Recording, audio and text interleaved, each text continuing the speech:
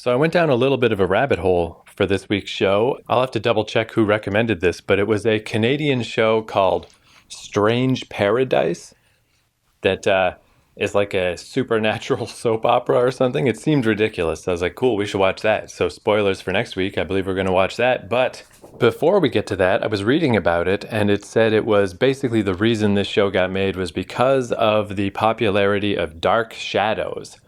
And I was vaguely aware of Dark Shadows because Tim Burton made a remake movie of it in 2012 that I heard was bad. But I mean, Tim Burton's career has really, man, he's made some bad films in his later years. But Dark Shadows, do you know that at all? I know the name. I never watched Dark Shadows myself. My sister Janet loved Dark Shadows when she was about 10 years old. Right. And I might have seen one or two shows of it, but it never really caught me. Barnabas Collins. Is Barnabas Collins in it? Yes. Oh, yeah, she loved Barnabas Collins. I remember. And I guess I did watch one or two of it, but I don't remember it well. It just never struck me.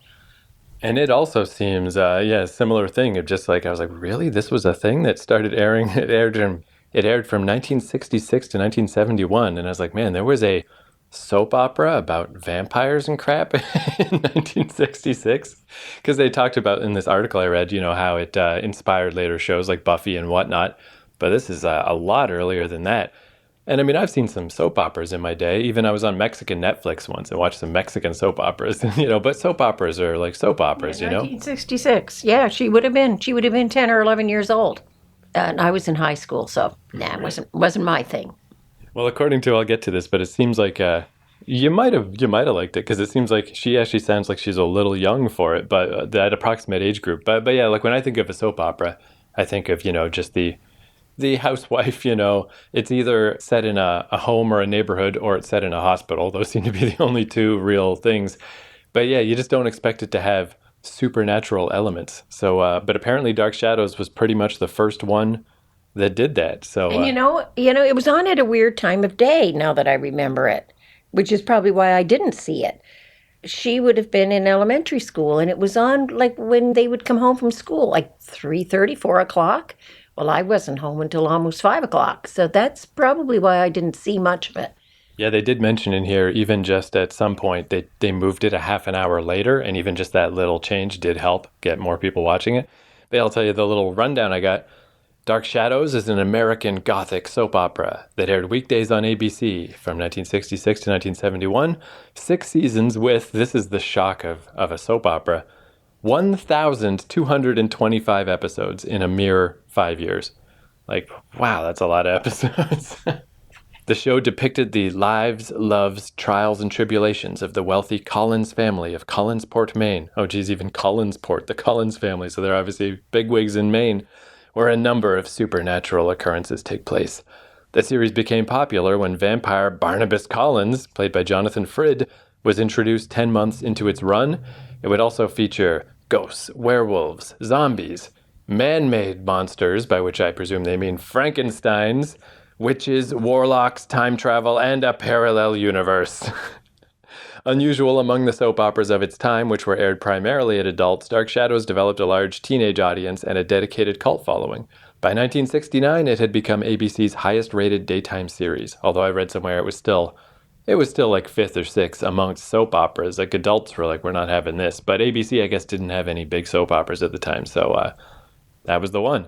So yeah, when they say teenager, like, yeah, maybe they do mean more like Janet's age. Young teens, yeah. Preteen, not preteens, but 13, 12, 13, 14, yeah.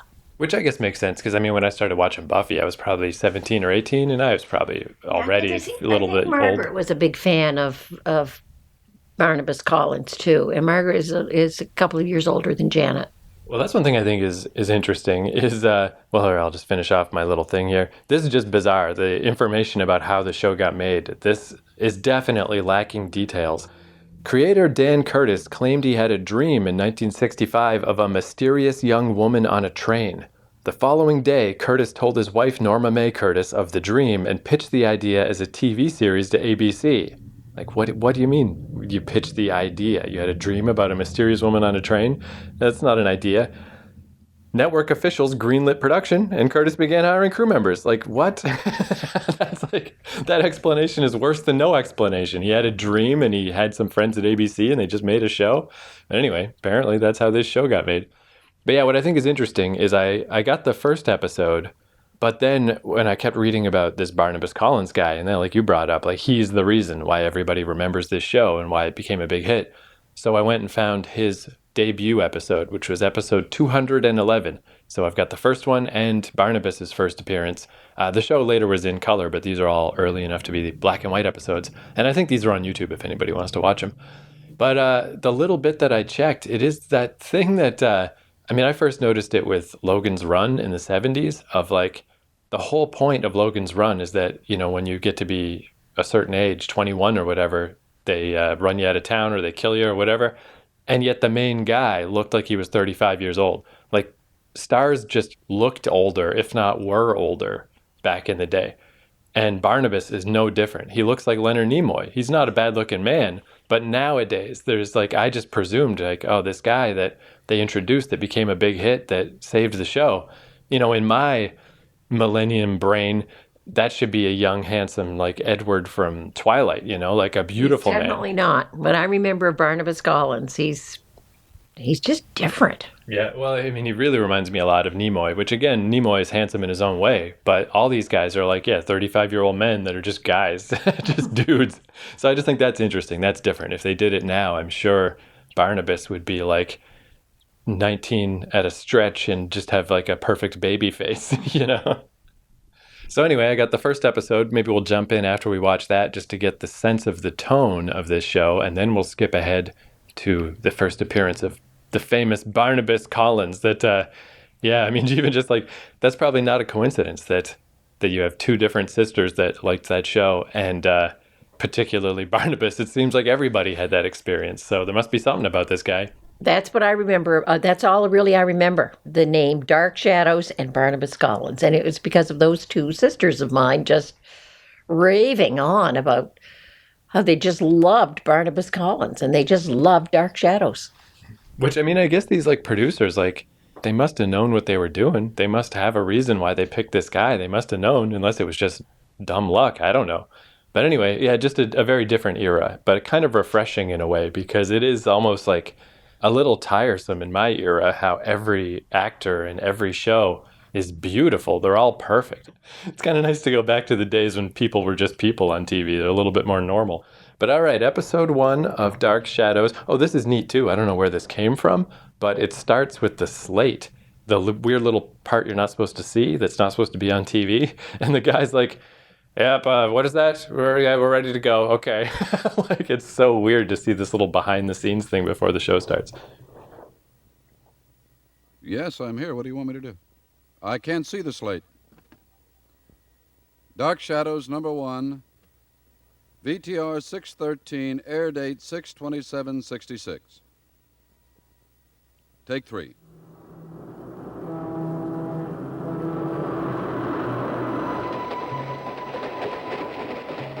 My name is Victoria Winters. My journey is beginning. A journey that I hope will open the doors of life to me and link my past with my future.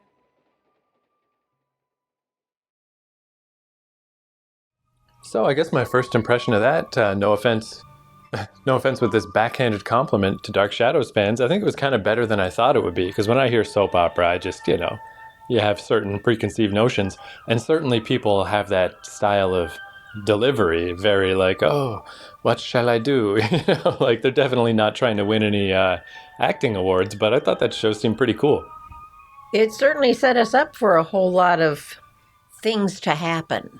Like, it didn't really say anything or do anything, but it has this feel about it that you better watch some more because things are going to be happening here. Yeah, maybe not much happened in that specific episode, but it is episode 1 of 1,200 and some.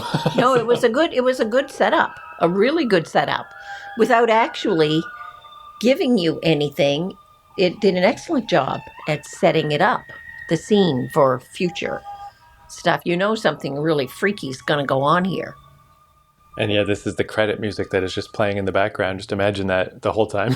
Because you mentioned halfway through, like, man, the music just, you notice that? Just keeps going. The music started right from the opening credits and never stopped.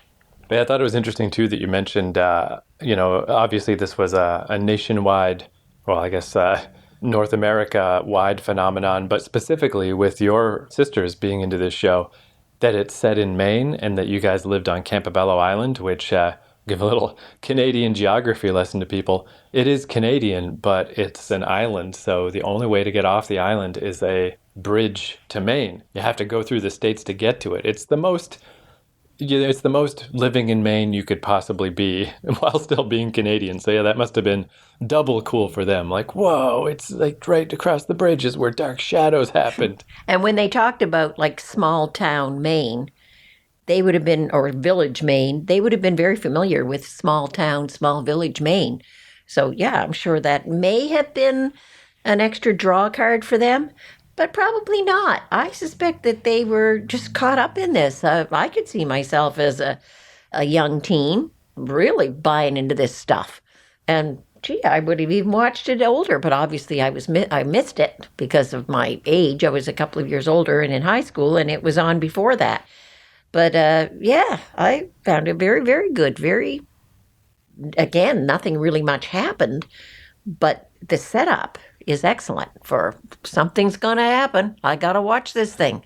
That was a good thing, too, about watching the first one is that, all that stuff they described about all the, parallel universes and vampires and stuff. Like, I'm sure that all is to come. But this was very straight-laced. This was just a spooky town. It was almost like Lovecraftian, of just like this spooky mansion, and everything was just an eerie feeling. But obviously, you got to always up the ante with a soap opera, so that's not gonna stay that way. But yeah, this was nice. I liked that tone of this episode. So from there, I guess we're gonna jump ahead a mere 210 episodes to episode 211. And now, so this was 10 months into the run. The show was doing okay, but it was already starting to flag a little bit. And the introduction of Barnabas Collins, who I guess gave this show its kick in the pants and really got it going. Oh, I did look up real briefly though. The Munsters and the Addams Family were both on TV at this point. They'd both started a couple of years before this, and obviously the Addams Family was based on an old comic strip. But those aren't really the same, like even though they're somewhat similar, specifically the Addams Family kind of has that sort of feeling, but, they're obviously more comedic. Spoofy. Yeah. They're spoofy. This is treating this whole subject as a serious thing. This is serious. This is no joke. Yeah, which is where it seems so weird. I mean, we're going to skip the 2012 movie, but it's just weird that apparently that one was more comedic, because that would make it more like Addams Family and the Munsters. Like, strange take on this. One thing this really reminded me of, like in the article, it brought up stuff like Buffy the Vampire Slayer and Supernatural and these other shows. But what I think for my generation, what definitely took influence from this is Maniac Mansion. It's this old video game that is exactly this scenario. It's a big mansion on top of the hill with a creepy family that lives in it, and they've kidnapped your girlfriend, and it's a little adventure game. You and your friends have to go rescue her from and I just right away I was like, oh dude, like definitely the guys who made Maniac Mansion watched Dark Shadows. There's no question. As I was watching this, and they made the references to Bangor, and that's Banger. I was thinking, man, this sounds like something Stephen King would have written, because he was from Maine and he was from a Bangor area. But he wouldn't have been old enough to have been the writer of this thing. But it has that feel, that Stephen King feel. Speaking of, yeah, where is Lovecraft from? I know it's New England. It's like this type of area. Rhode Island, so close enough, about the same. But yeah, because it has that feeling of Lovecraft stuff also. So all right, so let's jump ahead to episode 211 and see the famous Barnabas. Yes? I'd like to see Mrs. Stoddard, if you'd be so kind. Mrs. Stoddard? This is Collinwood, isn't it? Yes. And the mistress here is Mrs. Elizabeth Collins Stoddard, is she not? Yes. Then perhaps you'd do me the courtesy to inform Mrs. Stoddard that her cousin is calling and wishes to pay his respects. Cousin? Yes, her cousin from England. From England? Oh, please, come in. I'd be delighted, thank you. Oh, madam, if you would, you may tell her that it's Barnabas Collins.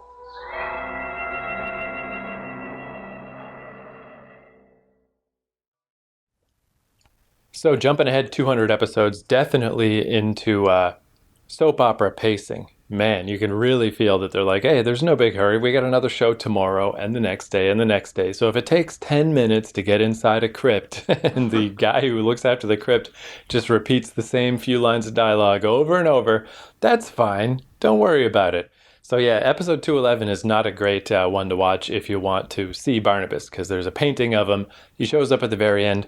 Luckily, there's a YouTube clip called Enter Barnabas Collins that's much better, a little recap of his first appearances. So what do you think about the national phenomenon of vampire Barnabas Collins?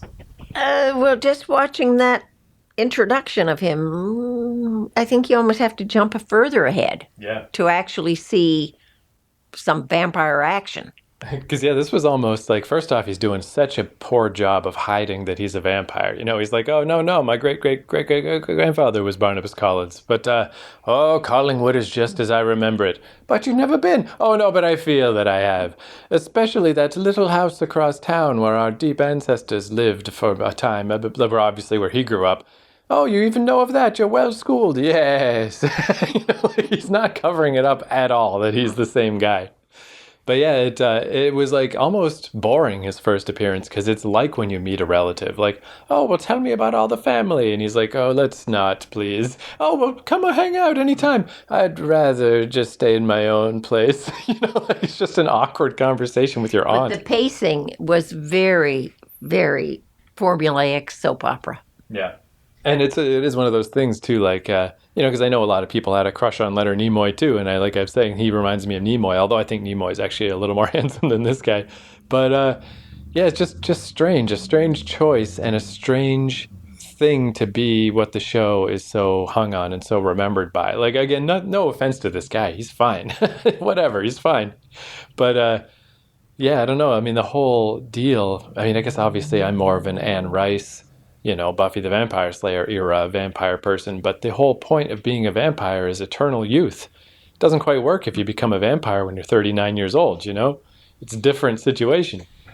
So, There had to be something, further on that was the catch, because that little bit, if let's say you knew nothing about him at all, of course, maybe there were lead-ups. I mean, this is the 200th episode or 212th episode, so obviously something's been happening in this show. But just watching that one show, I can't see that being the grabber that made him so popular in this show. There has to be other stuff later on in the future that yeah. I mean, maybe even grabs just people.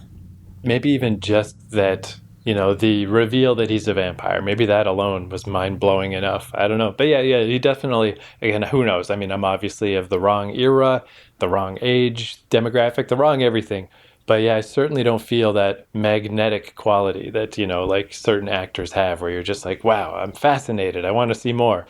I mean, I'll just be honest. I feel 0% of that. You know, if I didn't know already that was the famous actor and the famous character, I couldn't have picked out of a lineup who is the character that the show is remembered for. They all seem the same to me. Yeah, I agree. And that may be, I mean, as I said, I didn't see I only saw this occasionally when I was growing up, but maybe that's why it never really grabbed me. And that might be why. It just didn't. But anyway, it grabbed those two younger sisters of mine. Yeah, and everybody else. They raved about this guy and this show. And it's definitely well remembered. I mean, a lot of stuff we watch is kind of lost to time, but not this show. A lot of them are on YouTube, and the YouTube channel for Dark Shadows has an obscene number of subscribers, millions. So, yeah, so this show is not forgotten at all. So, yeah, I don't know. I mean, yeah, I guess our tiny little dipping our toe in, I guess, just isn't enough. But there's undeniably something going on here that is a heck of a phenomenon. But yeah, I don't know. I'd say like what we said about the first episode still stands. Like the tone is cool. The notion of it is cool. The whole scenario is cool. I could see watching it, sure. It's just, I guess, yeah, putting so much pressure on this one character as the famous character. That's the part that I'm like, I don't know what the heck you're talking about. I don't understand that part yet. But no, but there has to be something more in future shows that made him the guy that stood out. Well, what else are we doing in our lives? You want to watch 1,200 episodes of Dark Shadows? No, thank you. All right, well, fair enough. I tried. I pitched it. So like I was saying, though, this sort of led me down this little rabbit hole of Dark Shadows where there is a remake that came out in 1991 that I found that maybe we'll check that out at some point in the future, see what the 1990s version of this show was like. But my plan for next week is to watch Strange Paradise, the Canadian, not version of this, but the Canadian show like this that seems like it was only made because of the success of Dark Shadows, which is probably not great, right? I mean, it's a Canadian soap opera that nobody remembers from decades ago. Never heard of it before. Never heard of it. Well, you're going to hear about it next week. So join us then, and we'll check out Strange Paradise.